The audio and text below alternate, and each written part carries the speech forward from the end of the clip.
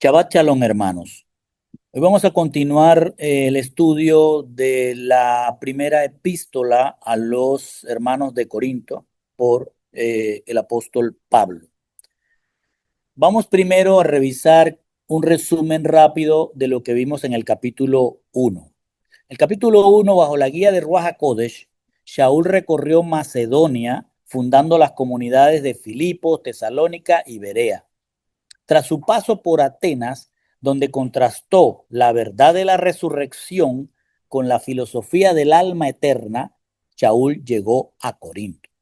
Allí el Señor le aseguró que tenía mucho pueblo y Shaul funda la congregación de los Corintios, dedicando 1 año y medio a enseñarlos, enriqueciéndolos en toda palabra y todo conocimiento en el Señor, así como en el testimonio de lo que representa su humillación en la cruz. Como resultado, la comunidad fue dotada de todos los dones espirituales para crecer en unidad. Así Shaul dejó la congregación, creciendo en la unidad y en la plenitud de los dones. Pero pasado unos 3 años, Pablo choca con la realidad. La unidad se ha roto, la eclesía se ha dividido en facciones políticas y religiosas. Unos decían yo soy de Pablo, otros decían yo soy de Apolo, elevando los mensajeros, es decir, al decir que eran de Apolo o de Pablo o de Pedro, elevaban por encima del mensaje de Mashiach a los propios mensajeros. Pablo rechaza categóricamente estas divisiones, señalando que el bautismo o la elocuencia de un líder no tienen valor si oscurecen el valor de lo que hizo Mashiach en la cruz. Shaul resalta estas divisiones diciendo que para el judío que busca señales de poder, milagros, y para el griego que busca destacar su intelectualidad, un Mesías crucificado era una necedad o locura. Pero para Dios, esa debilidad de la cruz es el punto máximo de su poder. Pablo establece que Dios ha decidido salvar al mundo a través de lo que el mundo desprecia y despreciaban a un hombre muerto en una cruz. Pablo les pide que miren a su alrededor, le dice a la congregación, mírense ustedes mismos. La mayoría de ustedes no son nobles ni sabios según el mundo, según Corinto, sino que eran tildados como locos, viles y despreciados. Pero aún así, Dios los eligió para avergonzar a los sabios y a los poderes de este mundo. Primero con la perseverancia en este siglo, perseverar en los mandamientos de Dios en este siglo, y luego van a avergonzar a los sabios y a los poderes de este mundo en el juicio cuando regrese Yeshua. Pero aclara que esa escogencia que ha hecho Yeshua, a pesar de que son vil y menospreciados, Él los ha escogido sobre todos esos sabios del mundo para que perseveren en la emuná. Y después de ser escogidos por la gracia, deben educarse. Y eso, esa educación, esa gracia y esa salvación, todo viene de ese sacrificio que hizo Dios mismo, disminuyendo esa semejanza de hombre y humillándose en una cruz. Precisamente eso que la sabiduría del mundo llama locura o necedad, que es el sacrificio de Mashiach en la cruz, es para nosotros justificación, es decir, perdón, es santificación, es decir, educación, y es redención, que significa el regreso al diseño original. Con este resumen, entonces entramos al capítulo 2 y vamos a leer el verso del 1 al 5, que dice, por eso cuando fui a ustedes, hermanos, proclamándoles el testimonio de Dios, no fui con superioridad de palabra o de sabiduría, porque nada me propuse saber entre ustedes, excepto a Yehoshua HaMashiach y este crucificado, es decir, el crucificado. Estuve entre ustedes con debilidad y con temor y mucho temblor.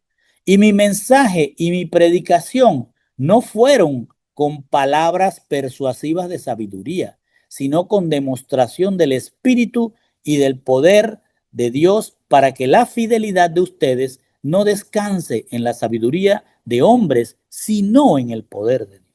Bien, vamos a entender esta porción que va del 1 al 5. Al iniciar este capítulo 2, el apóstol establece que su llegada a Corinto no fue un acto de voluntad propia ni de ambición personal. De hecho, recuerden que él no quería, no tenía en su itinerario ir a Europa, sino a Asia. Pero el Ruach HaKodesh lo movió hacia lo que se conocía en ese momento como Macedonia. Entonces, él dice que él no fue por voluntad propia, sino en el cumplimiento de una misión como enviado de Elohim a los que serían hermanos en Yeshua en ese territorio europeo. Así, siendo un vocero y no el autor del mensaje, Shaul se despoja de toda búsqueda de prestigio al renunciar a la excelencia de palabras, es decir, a la retórica griega y a la sabiduría humana, y así garantiza que el brillo del testimonio divino que se le había encargado no sea opacado por la figura del mensajero. Es decir, que él, por su retórica, no vaya a fijar a las personas en él, sino en el mensaje que va a dar, que no es de él. Pablo no se presenta como un conferencista en busca de aplausos, sino como un embajador entregando una palabra que envía un rey. Mientras que en el capítulo 1 se centró en el significado del sacrificio de la cruz, en la humillación que hizo Elohim para hacerse semejante a hombre y morir en una cruz. En el capítulo 2 revela la decisión estratégica de Pablo, porque nada me propuse saber entre ustedes excepto a Yeshua HaMashiach, es decir, este crucificado. Está diciendo que él no llega a Corinto para disertar sobre filosofía como en Atenas, ni para enredarse en debates sobre la halajá judía. Su propósito fue sustentar la verdad del sacrificio de Yeshua, mediante el cual los llamados por gracia son transformados para alcanzar la vida eterna. Shaul ha validado su mensaje desde la vulnerabilidad, confesando su debilidad, temor y temblor ante la magnitud del encargo divino que había recibido. Para no distorsionar su responsabilidad ni ser confundido con un sabio mundano, él renuncia a la oratoria persuasiva y al artificio emocional. Su discurso se sustenta únicamente en la manifestación del Ruá, la mente de Mashiach, buscando que la audiencia no fuera cautivada por su dialéctica, sino transformada mediante la recepción directa de la mente de Mashiach. Shaul concluye su argumento aclarando por qué no se presentó como un conferencista en busca de aplausos, sino como un emisario de Elohim. Su intención era que la fidelidad, la emuná, es decir, la educación de ustedes, no se sustente en la sabiduría de los hombres, sino en el poder de Dios, en la mente de Mashiach. En resumen, el apóstol enfatiza: cuando llegué a ustedes, hermanos, no lo hice proclamando el misterio de la cruz desde mi propio intelecto. Pablo comprendía que el mensaje no le pertenecía y que su propósito no era generar debates filosóficos ni exhibir elocuencia humana. Por ello él se presenta con un profundo temor de ser percibido como un sabio más del mundo, intentando persuadirlos. Su verdadera intención, la intención del apóstol, fue servir como el canal para la revelación del plan de Dios, garantizando así que la formación espiritual de los corintios no descansara en la sabiduría de los hombres, sino en el poder transformador de Dios. Y leemos del verso 6 al 9 que dice: sin embargo, hablamos sabiduría entre los que han alcanzado madurez, pero una sabiduría no de este siglo, ni de los gobernantes de este siglo que van desapareciendo, sino hablamos sabiduría de Dios en misterio, la sabiduría oculta que desde antes de los siglos Dios predestinó para nuestra gloria. Esta sabiduría que ninguno de los gobernantes de este siglo ha entendido, porque si la hubieran entendido, no habrían crucificado al Señor de la gloria, sino como está escrito, cosas que ojo no vio, ni oído yo, ni han entrado al corazón del hombre, son las cosas que Dios ha preparado para los que aman. Ponga muchísima atención. Vamos a captar lo que dice esta porción del 6 al 9. El apóstol ha dicho, no vine a Corintio por mi voluntad para persuadirlos y ser exaltado por proclamar discursos elocuentes de sabiduría humana, sino que les traje un mensaje de Dios para que la transformación de ustedes sea el resultado directo de Dios. Y agregó, sin embargo, hablamos sabiduría entre los que han alcanzado madurez. Escuche qué significa eso. Pablo está diciendo que a pesar de la división que han creado algunos dentro de la congregación, existe un remanente que ha crecido en la Muná hasta desarrollar discernimiento espiritual. Con ellos, el apóstol, durante su estadía en Corintio, compartió sabiduría, pero no del ayón, es decir, no de la vida de este mundo, no de la sabiduría de este mundo, ni de los arjón. Esto viene de la palabra arjé que hemos estudiado antes, que significa gobernante. Es decir, que Pablo está diciendo, compartí, estudié tanto con ustedes, junto con mis colaboradores, con un grupo que se convirtió en el remanente y con ellos compartí la sabiduría que no es de este mundo, ni de los gobernantes de este mundo. Y a ellos, esos gobernantes, esos gobernantes de este mundo van desapareciendo. Cuando dice van desapareciendo, es que están destinados a desaparecer cuando Mashiach regrese. Y aclara que ellos hablaron, ese grupo, ese remanente que se reunía con Pablo y creció en la Muná, hablaban sabiduría de Dios en misterio. ¿Qué quiere decir esto? Al hablar de sabiduría de Dios en misterio, Shaul se refiere al diseño divino de redención mediante la humillación del Mesías en la cruz. Se refiere que a Dios tenía un plan que permaneció velado durante siglos como un misterio sagrado, al afirmar que este plan, que estuvo guardado por siglos o reservado por siglos, fue predestinado para nuestra gloria. Al decir esto, el apóstol subraya que la salvación es un decreto perfectamente establecido desde antes de la fundación del mundo. El propósito de este plan de Dios, de esa sabiduría de Dios en misterio, como dice Pablo, es nuestra restauración definitiva al retorno a la gloria, es decir, retornar al diseño original. Entonces agrega, esta sabiduría que ninguno de los gobernantes de este siglo ha entendido, porque si la hubieran entendido no habrían crucificado al Señor de la gloria, está diciendo que los gobernantes de aquel tiempo no conocían ni entendían este plan, no entendían esta sabiduría de Dios en misterio. No la conocían ni la entendían, porque si lo hubieran entendido, no habrían crucificado al Adón Jacabot. Adón Jacabot en hebreo es el Señor de la gloria, el que da la gloria, es decir, el que da el cuerpo incorruptible para regresar al origen. Shaul concluye parafraseando a Isaías y dice, cosas que ojo no oyó, ni oído yo, cosas que ojo no vio, ni oído oyó, ni han entrado al corazón del hombre, son las que Dios ha preparado para los que le aman. Con esto, Shaul señala que la infinita riqueza del plan de redención, de la sabiduría de Dios en misterio, trasciende los sentidos y la imaginación humana, siendo inalcanzable entonces para una mente humana.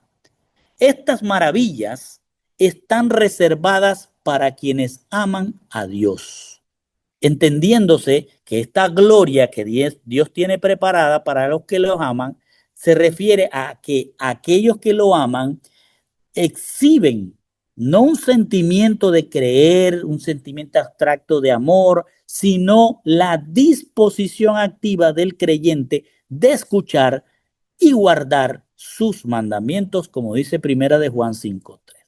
Shaul está diciendo que en Corinto, a pesar de estas divisiones que hay de otros creyentes, hay un remanente que entiende el plan de Dios.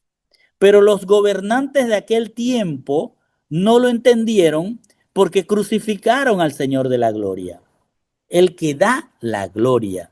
¿Y cuál es esa gloria que da? Es un regalo que la mente humana no puede procesar, pero que son cosas maravillosas que ya han sido preparadas desde siglos y están reservadas para aquellos que perseveran en la obediencia a sus mandamientos y las recibirán en su retorno.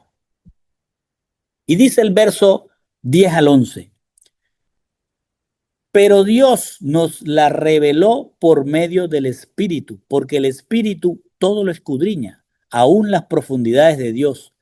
Porque entre los hombres, ¿quién conoce los pensamientos de un hombre sino el espíritu del hombre que está en él? Asimismo, nadie conoce los pensamientos de Dios sino el espíritu de Dios. Ponga atención. Shaul sostiene que entre aquellos que han madurado en la muná dentro de la congregación de Corinto, él impartió la sabiduría de Dios en misterio, con ese grupo, con ese remanente.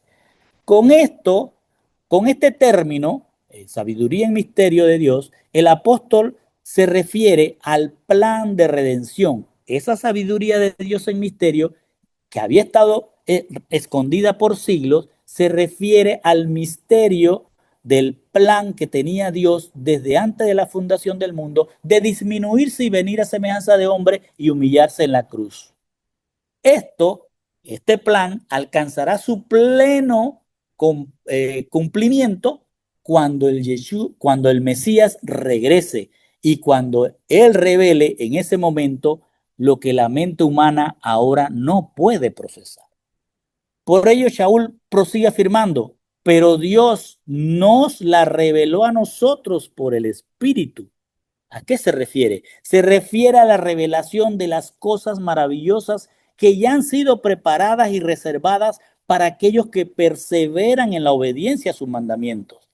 El apóstol está diciendo que a él y a los que maduran en la emuná, en la congregación de Corinto y en todas las congregaciones de todos los tiempos, Dios, por medio de Ruá, es decir, del espíritu de su mente, les revela lo que les tiene preparado para cuando Él regrese. A continuación, Shaul declara, el Espíritu todo lo escudriña, aún las profundidades de Dios.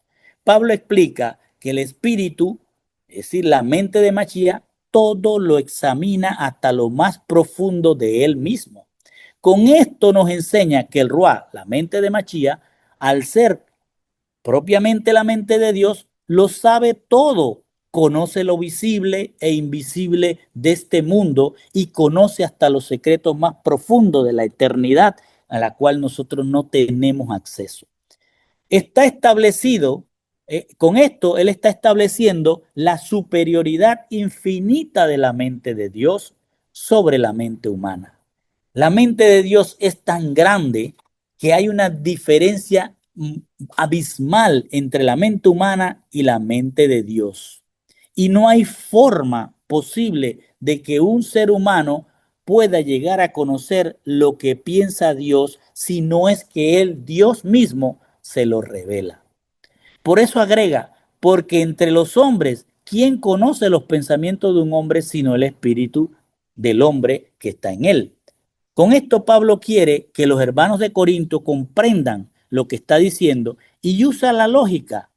Nadie sabe lo que otra persona está pensando a menos que esta persona lo hable, lo revele. Shaul se refiere a que ni siquiera entre hermanos se llegan a conocer entre sí a menos que uno le revelen a otro cuáles son sus profundos pensamientos. Pablo concluye con una premisa lógica. Asimismo, como ustedes no se pueden conocer, asimismo como nadie conoce los pensamientos de Dios sino el Espíritu de Dios, el apóstol argumenta que si entre los seres humanos existe una barrera natural que nos impide conocernos los unos a los otros, si no sabemos lo que está pensando, ¿sí? A menos que esa persona se exprese lo que piensa, entonces conoceremos quién es. Con mayor razón, la mente del Creador es inaccesible para las criaturas. Sin embargo, el punto crucial de lo que está diciendo Shaul es que el Ruah, el espíritu, al ser la propia mente de Dios, posee el acceso total a sus propias profundidades. Es decir, él sabe lo que es la eternidad, lo que es su plenitud. Y si él le place, se la puede revelar a aquellos que profundizan, escudriñan su palabra y crecen en su emuná. Por lo tanto, es el Ruah quien actúa como el puente que revela los pensamientos y propósitos escondidos en su palabra, en sus mandamientos, en sus promesas, otorgando este entendimiento a aquellos que perseveran en su educación. Shaul está diciendo, aunque la gloria de Dios es incomprensible para la mente humana, él nos las revela por medio del espíritu, es decir, de su mente, porque es su mente la que escudriña todo, incluyendo las profundidades de la eternidad. Así como solo conocemos los pensamientos de otra persona cuando esa persona no los expresa, no los revela, Dios manifiesta sus pensamientos a través de su palabra. De este modo, la escritura se convierte en el canal donde el Ruach HaKodesh, la mente de Mashiach, revela sus propósitos íntimos a quienes perseveran en ella. Y dice el verso 12 al 13, y nosotros hemos recibido no el espíritu del mundo, sino el espíritu que viene de Dios, para que conozcamos lo que Dios nos ha dado gratuitamente. De lo cual también hablamos, no con palabras enseñadas por sabiduría humana, sino sino con las enseñadas por el Espíritu, combinando pensamientos espirituales con palabras espirituales.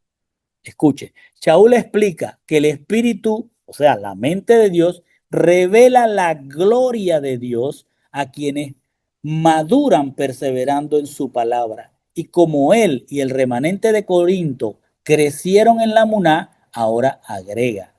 Y nosotros, es decir, aquel remanente que estaba creciendo en la Emuná en Corinto, a diferencia de los que dividían la congregación, él dice, y nosotros no hemos recibido el espíritu del mundo, sino el espíritu que viene de Dios, para que entendamos lo que Dios nos ha dado gratuitamente. Entonces ahora vamos a entender qué es lo que le da Dios gratuitamente a los que crecen en su emuná.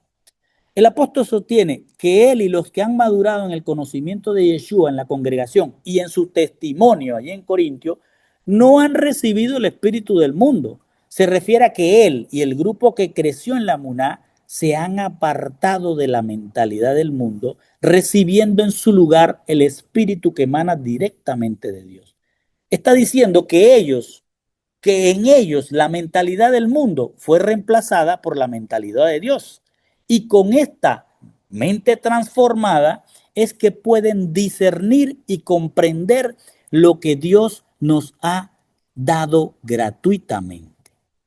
Entonces, ¿qué es lo que Dios ha dado gratuitamente? Lo que Dios ha concedido gratuitamente es la gracia. Pero este regalo no se limita solo al llamamiento, sino que abarca la totalidad de su obra a favor del que es escogido. Es decir, la gracia es el favor con el que Él nos escoge, pero ese favor viene en un paquete completo. Es precisamente por medio de ese favor inmerecido, que es la gracia, que se recibe todo lo demás. Y ese todo lo demás está en el crecimiento en la emuná del que Él ha escogido, para que llegue a comprender y llegue a apropiarse más plenamente de lo que le ha sido dado, es decir, para que puedas aprovechar la gracia con la que ha sido llamado, tiene que crecer en la humildad para que pueda entender que ahora está justificado, está en santificación y está próximo a la salvación cuando regrese Mashiach. A continuación, Shaul dice de los cuales también hablamos, no con palabras aprendidas de sabiduría humana, sino aprendidas del Espíritu. Con esto está enfatizando que lo recibido por gracia a través del Ruá de Mashiach debe comunicarse en sus propios términos. Es decir, que no se debe enseñar desde la mentalidad del mundo, la gracia no se debe enseñar desde la mentalidad del mundo, sino desde la mentalidad de Dios. Al añadir la frase combinando realidades espirituales con palabras espirituales, el apóstol establece que quienes maduran en la emuná están operando bajo la frecuencia de Machía, una frecuencia distinta a la mundana. Por lo tanto, no van a recurrir a una elocuencia humana, a unas palabras humanas, sino a palabras sazonadas con sal de la escritura, sino que ahora traducen la verdad del Espíritu en un lenguaje espiritual. ¿Destinado a quién? A aquellos que también poseen el Espíritu, es decir, aquellos que han sido llamados por la gracia para educarse y buscan crecer en esa educación de Dios. En síntesis, en esta porción, Shaul está diciendo, los que maduramos en la emuná, transformamos nuestra mentalidad de la mundana a la divina. Este cambio nos faculta para comprender el regalo de la gracia, que abarca el perdón de Dios, nuestra distinción, es decir, nuestra distinción, santificación en la formación de su palabra, haciéndonos entonces dignos de estar en su presencia, es decir, dignos de la salvación.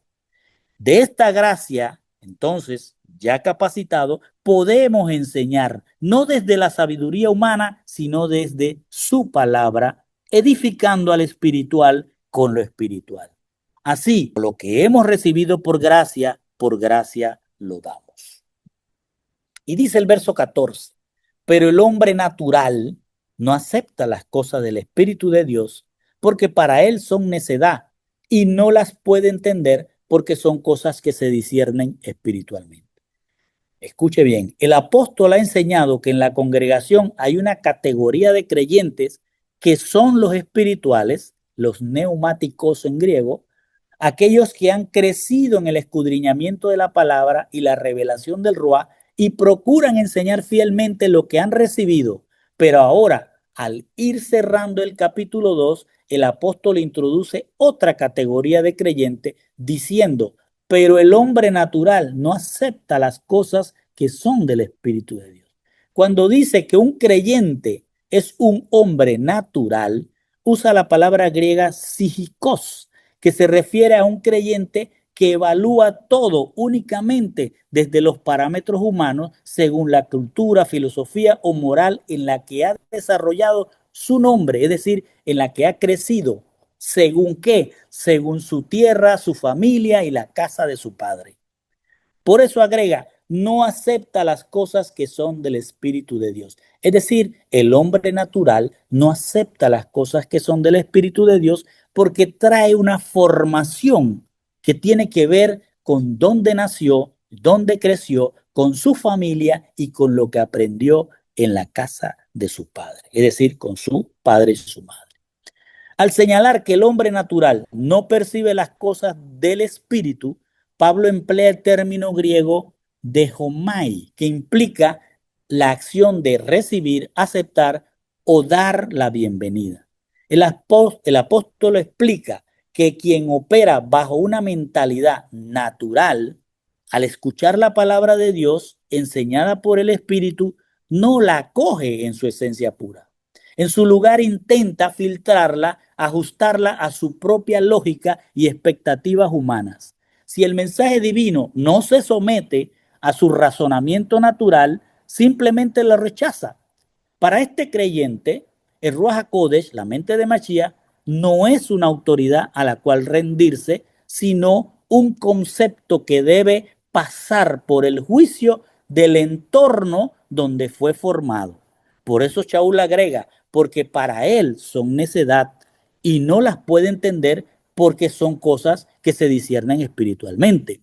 Pablo está diciendo que los creyentes que son hombres naturales al no escudriñar las escrituras y solo oír lo que oyen, entonces lo encuentran no acomodado dentro de su mentalidad mundana, por lo cual califican lo que oyen como necedad o locura. La razón de esto es precisamente porque su formación les impide discernir espiritualmente. En síntesis, Shaul se refiere a que los creyentes que maduran en la emuná transforman sus mentes, dejan de ser creyentes con mentalidad de hombres naturales y se convierten en creyentes espirituales con la mentalidad de Mashiach, lo cual les permite comprender el regalo de la gracia y enseñarlo según la sabiduría del Ruach. Pero el creyente que, a pesar de que oye la palabra de Dios venida a través de un creyente espiritual, no la recibe, porque al no ajustarse a cómo se desarrolló toda su vida en su tierra, con su familia y con la casa de su padre, no puede transformarse en un creyente espiritual y discernir espiritualmente. Y dice la porción del 15 al 16 para cerrar. Pablo, al contrastar al hombre natural con el hombre espiritual, es decir, al creyente natural que tiene su mente cerrada en las cosas que él ha aprendido, y el espiritual, Shaul afirma, en cambio, el que es espiritual juzga todas las cosas, pero él no es juzgado por nadie. Con esto el apóstol describe a quienes han transformado su mente, trascendiendo las estructuras de este mundo para cimentarse en la revelación del Ruach. Al escudriñar la palabra, estos creyentes, los espirituales, alcanzan una madurez que les permite evaluar lo cultural, lo moral, lo familiar desde la perspectiva divina.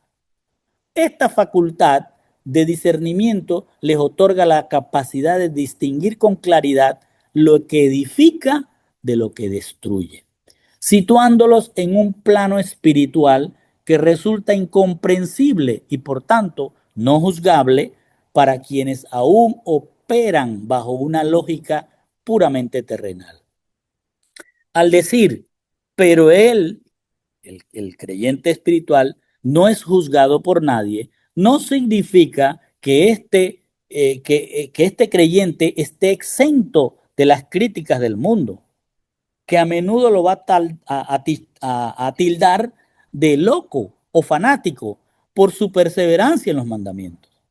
Más bien implica que el hombre natural, al desconocer la realidad divina, carece de la autoridad y el criterio espiritual para evaluar la vida de quien camina en el Ruach, de quien camina en la mente de Mashiach. Pero hay una dimensión aún más profunda en la frase no es juzgado por nadie. Y es que en el regreso de Yeshua, el creyente espiritual no enfrentará un juicio de condenación, sino una evaluación de recompensas. Hasta aquí entonces Shaul ha explicado su misión en Corinto y cómo algunos creyentes, por la naturaleza con la que llegaron a la congregación, han creado divisiones. Sin embargo, revela que él dejó en la congregación un remanente de creyentes espirituales que se diferencian de los creyentes identificados como hombres naturales porque ellos reciben el Ruach HaKodesh. Los espirituales reciben el Ruach HaKodesh. Y para sellar esta diferencia con la autoridad de las escrituras, Shaul cita a Isaías, lanzando un desafío retórico preguntando, ¿quién conoció la mente del Señor? ¿Quién le instruirá? La respuesta evidente a lo que está preguntando Pablo es una respuesta que para todos, sean espirituales, naturales e incrédulos en general, es absoluta. La respuesta es nadie ha conocido la mente del Señor por sus propios medios y nadie posee la estatura para instruir al Creador. Pero el apóstol responde a su propia pregunta diciendo, mas nosotros tenemos la mente de Mashiach. Cuando dice nosotros, se refiere a aquellos que reunidos con él y sus colaboradores en el año y medio que estuvo en Corinto, recibieron sabiduría de Dios porque alcanzaron una madurez. al recibir, al escudriñar en la palabra, crecieron en la madurez del conocimiento de la palabra y del testimonio de Mashiach. Esto significa que los que han madurado en la riqueza del conocimiento de la palabra y del testimonio de Yeshua están conectados en la misma frecuencia de Dios. Con esto, Pablo establece que Dios no solo nos da información sobre sus pensamientos, sino que nos da su propia mente, la mente de Mashiach. La conclusión del apóstol es que un creyente espiritual no solo se le revela lo que piensa Dios, sino que transforma su mente para empezar a pensar como lo haría Mashiach mismo. Y con esto, mis hermanos, termino.